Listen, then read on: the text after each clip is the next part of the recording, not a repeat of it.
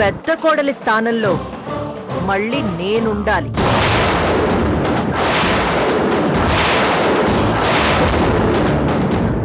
ఈ పని చేసి పెట్టండి అత్తయ్య, నేనెవ్వరినీ ఇబ్బంది పెట్టను. పగటి కలలు కంటున్నావా? ఆ పని చేస్తుంది మీరు.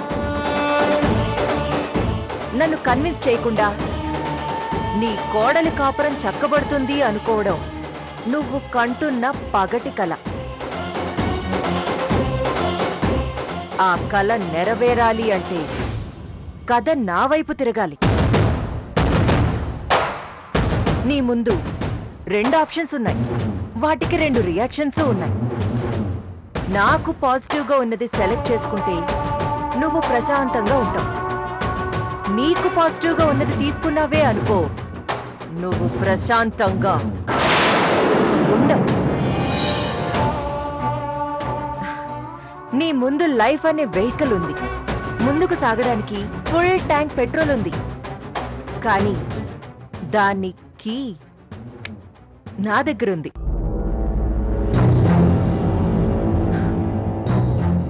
నా డెమాన్స్ట్రేషన్ అయిపోయింది. డెసిషన్ నీ చేతిలో ఉంది.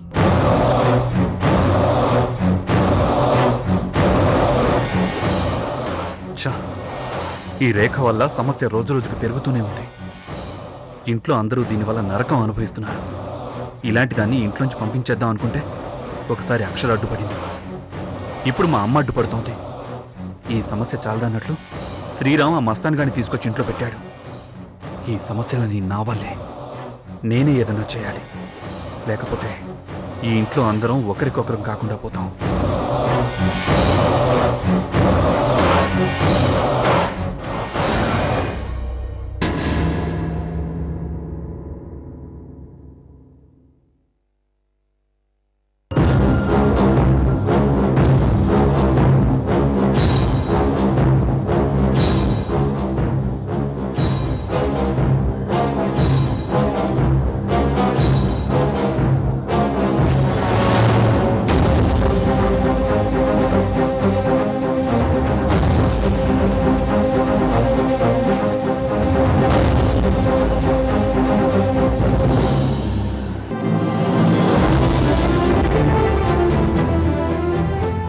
ఏంటమ్మా ఇది?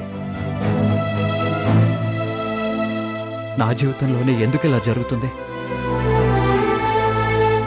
అప్పుడే ఆనందం, అప్పుడే బాధ.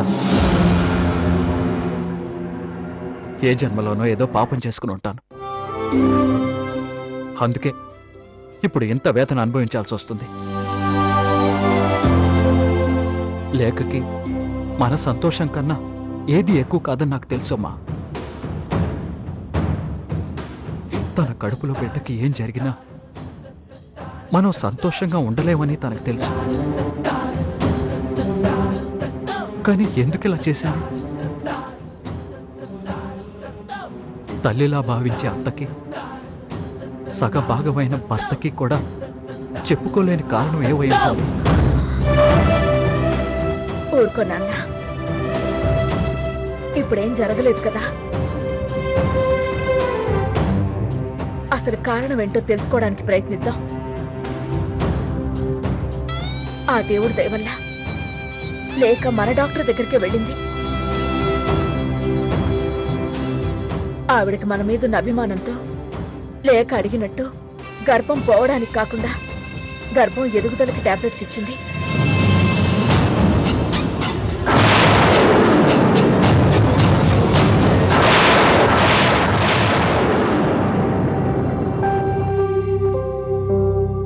అదే వేరే ఎవరి దగ్గరికి నా వెళ్ళుంటే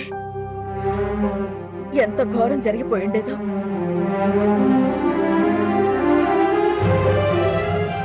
ఇప్పటికైతే పర్వాలేదు కదా. ఇక ముందు ఇలాంటివి జరగకుండా జాగ్రత్తగా చూసుకుందాం. నువ్వేం బాధపడకు నాన్నా.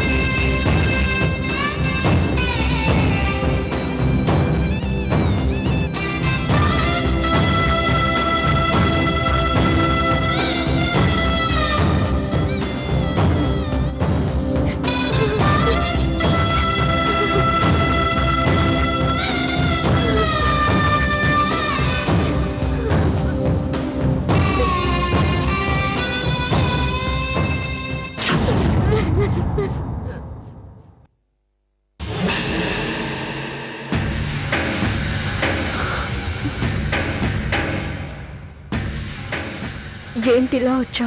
నీకు థ్యాంక్స్ చెప్దామని. నేనేదో ఈ కుటుంబం నాశనం కావాలని అత్తగారి మీద అందరి మీద కోపంతో శపించాను కానీ హ, నువ్విలా దాన్ని నిజం చేస్తావనుకోలేదు. నీ శాపాలు తాకడానికి నువ్వేమి పైనుంచి ఊడిపడలేదు. వెళ్ళు. సరే, మరెందుకు అబార్షన్ చేయించుకోవాలని అనుకుంటున్నావు? అది నీకు అనవసరం. ఏ, నేనెవరికైనా చెప్తానని భయపడుతున్నావా? చెప్పను కానీ చెప్పు. చూడు, నువ్వీ విషయం నాకు చెప్పినా నేనెవ్వరికీ చెప్పను. ఒకవేళ చెప్పినా ఎవరు నమ్ముతారు చెప్పు? నీ అక్క అక్షర అదసలు నా మాట వింటుందా? దానికి నాకు అస్సలు పడదు. అది పామైతే నేను ముంగీసని. ఇక నీ బావ కార్తికేయ, వాడొక వేస్ట్ ఫెలో. ఆ అక్షర్ కొంగు పట్టుకొని హచ్చు కుక్క పిల్లలాగా దాని వెంటే తిరుగుతుంటాడు. అసలు నేనంటేనే వాడికి లెక్కలేదు. ఇక నీ ముద్దుల అత్తయ్య, దానికి ఎంతసేపు నీ గురించి ఆ అక్షర గురించి తప్ప వేరే లోకం ఉండదు. అది నా మాట ఎలా నమ్ముతుంది చెప్పు? నేనెవ్వరికీ చెప్పను. భయపడకుండా చెప్పు. నేను భయపడాల్సిన అవసరం లేదు. నీకు చెప్పాల్సిన అవసరం అంతకన్నా లేదు. వెళ్ళిక్కడి నుంచి. సరే, వెళ్తా. వెళ్ళి అసలు నువ్వెందుకు అబార్షన్ చేయించుకోవాలనుకుంటున్నావో తెలుసుకొని ఇంట్లో అందరికీ చెప్పేస్తా.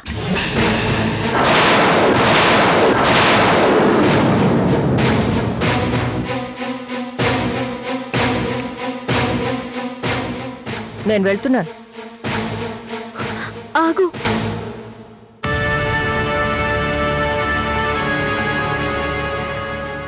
లేఖ, నువ్వెందుకే అబార్షన్ చేయించుకోవాలనుకుంటున్నావో నేను అడగను. అది నాకు అనవసరం కూడా. నువ్వు నిజంగా అబార్షన్ చేయించుకోవాలనుకుంటే చెప్పు. 5 నిమిషాల్లో నీకు ఆ పని చేసి పెడతాను. ఏంటి ఆలోచిస్తున్నావు?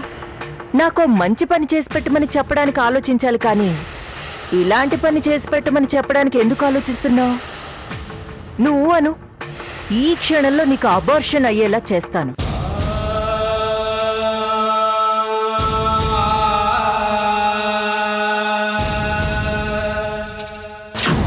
నువ్వు బిడ్డకి జన్మనిచ్చిన మరుక్షణం నీ భర్తకి మాతృవియోగం కలుగుతుంది. నాకు అబార్షన్ కావాలి. అయితే ఇది తాగు.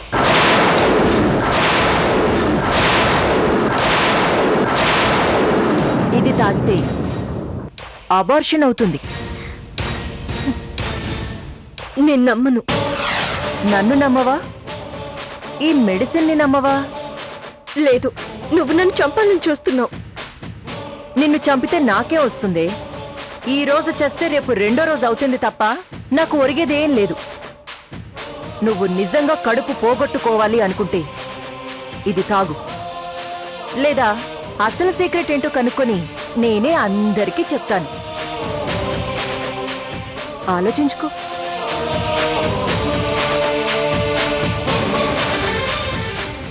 ఇదిగో చూడు, నీకు మెడిసిన్ మీద ఏవైనా డౌట్ ఉంటే నీకు తెలిసిన ఏ డాక్టర్కైనా ఫోన్ చేసి ఈ మెడిసిన్ పేరు చెప్పు. ఇది తాగితే అబార్షన్ అవుతుందో లేదో వాళ్ళే చెప్తారు.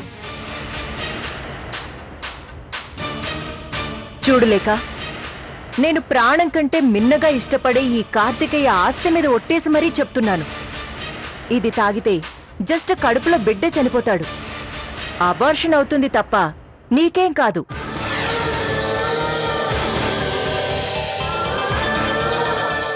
తాగు. నిజంగానే పోతుందా? నన్ను నమ్ము.